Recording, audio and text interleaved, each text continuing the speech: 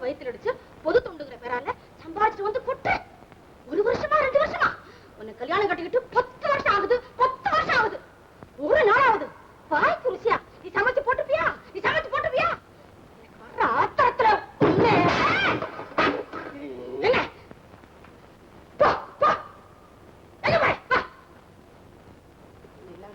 நான் எவ்வளவு ருசியா செஞ்சு போட்டாலும் ஏதாவது குறை சொல்லிக்கிட்டே இருக்கிறீங்க. உங்களுக்கு வர வர வாய் சரியில்லை. இல்ல ருசியே உங்களுக்கு தெரிய மாட்டேங்குதுன்னு சொன்னேன். என் தலை எழுத்து. பாக்குறேன் பாக்குறேன். இல்லங்க நல்லா சமைக்கிறதுக்கு பழகி பாக்குறேன்னு சொன்னேங்க. ஏன் பாயவா எதையும் கொஞ்சம் விவரமா சொல்லுங்கடி. இல்ல சொல்லுங்க. ஏதோ கட்டின புருஷனாச்சன்னு பார்த்தா எதுத்தா பேசுற? இந்த லட்சணத்துல பெருசா மீசா இந்த பாருங்க, என்ன எது வேணாலும் சொல்லுங்க. ஆனா என் மீசையை மட்டும் பழிச்சு பேசாதீங்க. என்ன சொன்ன? அம்மா உங்களை பார்க்க யாரோ பத்திரிகைகள் வந்திருக்காங்க. ஐயா ஆமா அம்மா ஐயாவுக்கு சாப்பாடு போட்டுட்டு இருக்காங்க.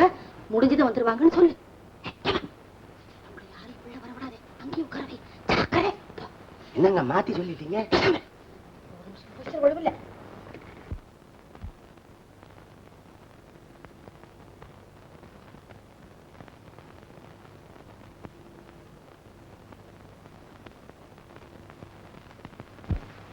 அம்மா அம்மா என்னடா? ஐயாவுக்கு நீங்க சாப்பாடு போடுறத அவங்க போட்டோ எடுக்கணுமா? தடுத்தாலும் கேட்காம வந்துகிட்டே இருக்காங்க. என்னையா பண்ணிட்டு இருக்க? அந்த ஆள் சாப்பிட்டு முடிய வரைக்கும் எடுத்துக்க மாட்டேன் போட்டுருக்க. எழுந்துறியா? எழுந்துரி. என்னங்க அவருக்கு? ஒண்ணு இல்லைங்க. இப்படி தாங்க தினமும் நான் ஊட்டினா தான் இவருக்கு சாப்பிட்ட மாதிரி இருக்கும் இல்லங்க. 2-3 நாளைக்கு இருந்து பாருங்க. கணவனுக்கு பிடிச்ச மாதிரி நடந்துக்கிறதா ஒரு மனைவியோட லட்சியம். மாதவுல மாணிக்கம், மங்கையர் திலகம், பெண்மையின் சிகரம், அபூர்வ பிரவி அனுசியா தேவி எடுப்பா போட்டோ வசிக்கிறான். அதே போசுங்க. அவ மாதிரி எத்தனை ஆபீசரை பார்த்திருக்கிறோம். கடக்கராம் விடுங்கன்னதுனாலதான் இன்னைக்கு அந்தோணி கலெக்டர் கிட்ட மனு கொடுக்கிற அளவுக்கு வளர்ந்திருக்கிறான். மாயாண்டி, இப்ப அந்தோணி எங்க இருக்கிறான்? அவங்க அம்மாவுக்கு மருந்து வாங்க அப்படியே கடலூர் போயிருக்கான். இப்ப நீங்க 3 பேரும் ஆளுக்கு 1000 ரூபாய் எடுங்க. அந்தோணி உயிருக்கு கடலூருக்கு போயிருக்கிறவன காலனூருக்கு அனுப்பி வைக்க. என்னங்க இது? அவன் உங்க பேரையே சேர்த்து தானே கம்ப்ளைண்ட் கொடுத்திருக்கிறான். ஆனா அதை எப்படி மாத்தணும் ஏமாத்தணும்னு எனக்கு நல்லா தெரியும். இத பாருங்க, நாங்க செஞ்ச எதையுமே யாராலையும் ஆதாரப்பூர்வமா நிரூபிக்க முடியவே முடியாது. ஆனா உங்க ஊழல் காலு அரை முக்கா முழுசுன்னு அங்கங்க சாட்சிங்களா நிக்குது அப்படின்னு இவர் சொல்றாருங்க. அதனால உங்க சொந்த பொறுப்புலதான் அந்தோனிக்கு ஒரு முடிவு கட்டணம். ஆளுக்கு 1000 தர முடியாது அப்படின்னு இவரு சொல்றாருங்க. யார் சொன்னாலும் எனக்கு ஒண்ணுதான். ஏதோ பழகின தோஷத்துக்காக 1000 ரூபான்னு குறைச்சு சொன்னேன். புரிஞ்சுக்காம குறைச்சு பண்ணாது.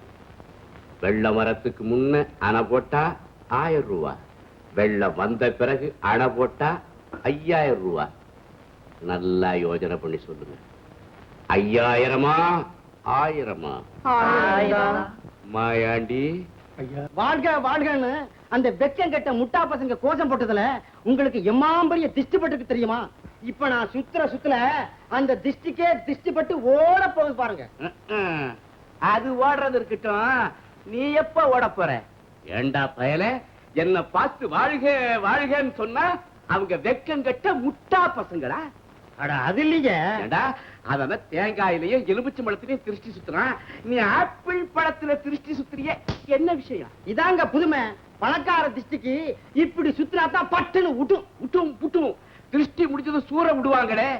நீ என்ன பண்ண போற? துண்டு துண்டா வெட்டி என் வாயில போட்டுக்குவேன். போட்டுக்குவியா? உனக்கு ஜெரிமானம் ஆகாது. கூட்டு வெங்காயம் முடியாதாங்க. ஏங்க இப்படி கோபப்படுறீங்க? என்ன ஆச்சு? மானம் மரியாதை எல்லாமே போச்சு. கடை இருக்குல்ல, அதையும் தான் பூட்டி சீர் வச்சாச்சே. ஊரே காரி துப்பு. நீங்க ஏன் வெளியே வந்தீங்க? வீட்டுக்குள்ளவே இருக்க வேண்டியதானே. கிண்டலா? ஏய்யா, நம்ம கடைக்கு சரக்கெல்லாம் நீங்க தானே அனுப்பிச்சீங்க. அதுல என்ன உங்களுக்கு சந்தேகம்? நான் தான் அனுப்புனேன். இல்ல கலப்படம். என் கடை சரக்க எந்த மடப்பயமாவ கலப்படம் சொன்னா? வேற யாரும் இல்ல, உங்க மகன் தான். கடையில இருக்கிற சரக்கெல்லாம் கலப்பட சரக்குன்னு சொல்லி போலீஸ கூட்டிட்டு வந்து கடையிலே சீல் வச்சுட்டானே. அந்த அளவுக்கு அவனுக்கு அறிவு இல்லைங்களே, என் மகனாச்சே. அது தெரிஞ்சுதாங்க அவன் கை மேல 1000 ரூபாய் தர்றேன், போலீஸ மட்டும் கூப்பிடாதேன்னு அவன் கால்ல விழுந்தாங்க. என்ன அவன் கால்ல எங்க விழுந்தீங்க? என் கால்ல விழுந்திருக்கலாமே, இன்னும் சொல்லல, என்கிட்ட வந்திருக்கலாமே. அந்த 1000 என்கிட்ட நீங்க தள்ளி இருந்தீங்கன்னா பையனை தர தர தரன்னு இழுத்துட்டு வந்து ரூம்ல வச்சு பூட்டி இருப்பனே. இப்ப மட்டும் என்னங்க வரட்டும். இப்ப என்ன செய்ய போறீங்க? ஐயோ வந்துட்டாரு. என்ன நீங்க ஒரு பெரிய மனுஷனா சின்ன பையனை பார்த்து இப்படி பயப்படுறீங்க? மன்னாரியா, இங்க எங்க வந்தீங்க? ஆமா, உங்களை யாரு ஜாமீன்ல விட்டது? அவர் ஒரு பெரிய மனுஷன், அவரை போய் இப்படி மிரட்டுற? யாரு இவரா பெரிய மனுஷன்? இப்ப ஊர்ல போய் இவரை பத்தி விசாரிச்சு பாருங்க. ஏன் கலப்படம் இன்னும் ஏன் உட்கார்ந்துட்டு இருக்கிற? ஓஹோ, இந்த கலப்படம் அந்த கலப்படத்துக்கிட்ட சிபாரிசுக்கு வந்திருக்கா? போயா வெளியில. அட நீ ஏன் டைனா வர? விவசாய கிடையாது, நீ ஒரு பெரிய மனுஷன் இல்ல, எழுந்து போயா. தம்பி அப்பா, நீயும் போடா வெளியே. நான் உன்னை எப்படி எல்லாம் பாசத்தோட தாய் இல்லாத பிள்ளையாச்சேன்னு செல்லமா வளர்க்குறீங்க. இதுதான் நீங்க யூசுவலா சொல்றதாச்சே. அப்புறம் என்ன? கை உங்க அளவுக்கு வந்துட்டா, போட்ட வெளியே. தந்தையே, உங்களுடைய அதட்டலுக்கும் மிரட்டலுக்கும் கூடிய சீக்கிரம் விடிவு காலம் வந்தாகிவிட்டது. பொடிப்பயலே, இந்த ராஜவசனங்கள் எல்லாம் கோபாலசாமியிடம் செல்லாதட. வசனமில்லை தந்தையே, உண்மை, முக்காலும் உண்மை. அந்த அந்தோணிக்கு வேண்டுமானால் நீங்கள் சமாதி கட்டலாம், ஆனால் அவன் கொடுத்த புகாருக்கு நீங்கள் பதில் சொல்லித்தான் ஆக வேண்டும். போடு போடு போடு போடு போடு. இப்படி சொல்லிக்கிட்டே கூடிய சீக்கிரம் போக போறது நீங்க தான். அப்பா, உங்க கூட்டாளியோட கையாள் மாயாண்டி இப்ப எங்க இருக்கிறான் தெரியுமா? கோபால்சாமி, நமக்கு எதிரி இந்த போஸ்ட்மேனே இல்ல. அவன் ரொம்ப சாதாரண. அவனை விட பயங்கர எதிரி இந்த கார்மேகம் தான். அவன் நம்ம விரல கொண்டு நம்ம கண்ணையே குத்தப்பான். சும்மாவும் குத்தலையே, அதுக்கும் கூலி கேட்கிறானே. எதுக்கெடுத்தாலும் 1000 குடு 5000 குடுன்னு வாய பொளக்கறான். நச்சி. என்ன ராகுவும் கேதுவும் ஒன்னா உட்கார்ந்துட்டு இருக்கீங்க? ஒண்ணுமில்ல, பொழுது போகல, மத்த கிரகங்களை பத்தி அளவலாவிட்டு இருக்கிறோம். நான் நம்ப மாட்டேன். யார் குடியோ கெடுக்கிறதுக்கு திட்டம் போடுறீங்க. எனக்கு தெரியும் தெரியும். உங்க பையன் ஏதோ திட்டம் சட்டம்னு பயமுறுத்திட்டு போறான், சும்மா இருக்கிறீங்க. உங்களுக்கு விவசாயே கிடையாது. பயந்த மாதிரி இருந்தாதான் அவன் போயிடுவான். இல்ல சண்டைக்கால மாதிரி நின்னுட்டு இங்கேயே முறைச்சுக்கிட்டு இருப்பான். நம்ம பேச்சுக்கு தட்டுப்பாடு வந்துடும். அப்படி ஒரு அவஸ்தையா? அடேங்கப்பா, உங்க பையன் அவ்வளவு வளர்ந்துட்டானா? அவன் மூஞ்சும் முகர கட்டையும். எப்பவோ இன்ஸ்பெக்டர் வேலைக்கு மனு போட்டிருக்குது. இது பாடியை பார்த்துட்டு வெயிட்ட பார்த்தா 25 பவுண்ட் இருக்குதுன்னு தள்ளிட்டாங்க. அதுல இருந்து ஸ்க்ரூ லூஸ் ஆகி போய் கள்ள கடத்தல பிடிக்கிறேன், கலப்படத்தை பிடிக்கிறேன், அதை பிடிக்கிறேன், துப்பறிய போறேன்னு ஒளறிட்டு திரியறான். ஏங்க, இதை இப்படியே விட்டு வச்சா மோசமாச்சே. ஏங்க, திடீர்னு எனக்கு ஒண்ணு தோணுது. சின்ன உதவி செய்றீங்களா? செய்ய. கருகல் அமாவாசை இருட்டுல சந்தை அப்படி திரும்புறப்போ ஒரு 3 ஆள். அது என்னங்க 3 ஆள்? 3 பெரிய ஆளுங்க, ஒரு சித்தாள். அவங்கள விட்டு 10 போட்டு கை காலெல்லாம் உடைச்சி முறுக்கி ஒரு மூட்டையாக்கி நம்ம வீட்டுக்கு கொண்டு வந்துட்டா. யார? என் பையனுங்க. செலவோட செலவா போனா போதுன்னு ஒரு வீல் சேர் வாங்கி அந்த மூட்டையை தூக்கி அதுல போட்டு ஒரு நர்ஸ் அப்பாயின்மெண்ட் அது தள்ளிக்கிட்டே இருக்கும். நம்மளுக்கு நச்சரிப்பு இருக்காது, நிம்மதியா இருக்கலாம். ஐயா, நீங்க ஒண்ணு, நான் ஏன் சொல்ல வந்தேன்னா, நீங்க ஒண்ணும் சொல்ல வேண்டாம், நான் சொல்றேன் கேட்டுங்க. நாளைக்கு இந்த ஊருக்கு புதுசா ஒரு ஸ்பெஷல் ஆபீசர் வர போறாரு. 4-5 மாசம் கேம்ப் போட போறாரு. அவர் உங்க எல்லாரையும் கடைஞ்சு திருகி பெண்டெடுக்க போறாரு. அப்ப தெரியும் நான் யாரு. ஆட்டினது போதும், தலைய போ.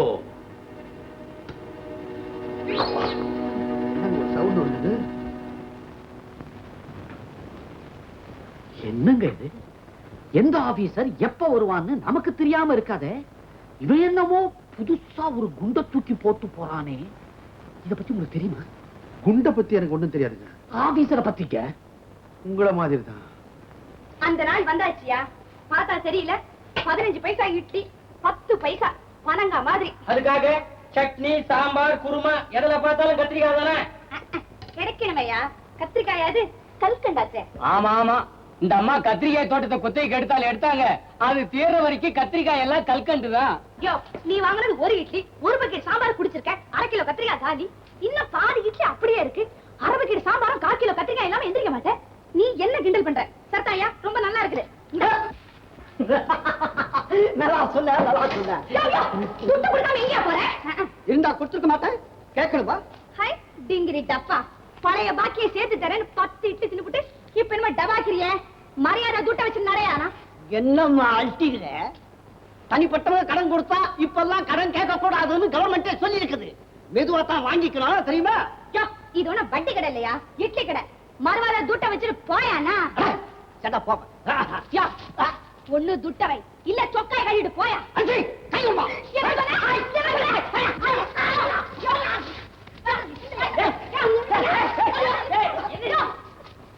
என்ன பொம்பளை நீ? ஒரு ஆம்பளை போட்டு இந்த அடி அடிக்கிற? அடிக்கிறதாவது அவனை கொல்ல வேண்டாம். மூக்கு அப்படியே தின்னுபிட்டு துட்ட கொடுக்காம லாபாயிட்டு. கொஞ்சம் இருமா, கொஞ்சம் இரு.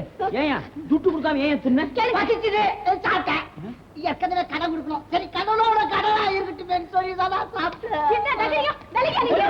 இருமா இரு. யோ, ஏன் நிக்கிற? ஓடியா. அடி அடின்னு அடிச்சுது, அதை விட்டு போக சொல்றியா? இருந்து இன்னும் 2 வாங்கிட்டு போறியா? யோ, என்ன அவனை போக சொல்லிட்டேன். இப்ப யாரு துட்ட தருது? யார் தரணும்? நான் தான் தரணும். எவ்வளவு தரணும்? 3.25 ரூபா. 3.25 ரூபா. நாளைக்கு தரேன். ஹே, டிங்கிரி டப்பா. என்ன டப்பா? டிங்கிரி டப்பா. ஆ. சேலை இல்லையேன்னு சித்தி வீட்டுக்கு போனாலாம். அவ ஈச்சம்மாய கட்டிட்டு எதிர வந்து நின்னாலாம். என்னமோ நான் தரேன்னு வீராப்பா பேசினேன். கேட்ட நாளைக்கு தரேங்கிறியே. யோ, இப்பவே இங்க துட்ட வச்சாமா. ஆமா இப்பவே வா. ஆமா. இல்லையே. யோ, அந்த மோதிரத்தை கட்டி கொடு. ஐயோ, இது வெள்ளி மோதிரம். உங்ககிட்ட தங்க மோதிரம் இருக்கும். குடியானா துட்ட கொடுத்துட்டு வாங்கிட்டு போ. ஆமா. என்ன மோதிரம் இவ்வளவு சீக்கிரம் கை மாறிடுச்சு?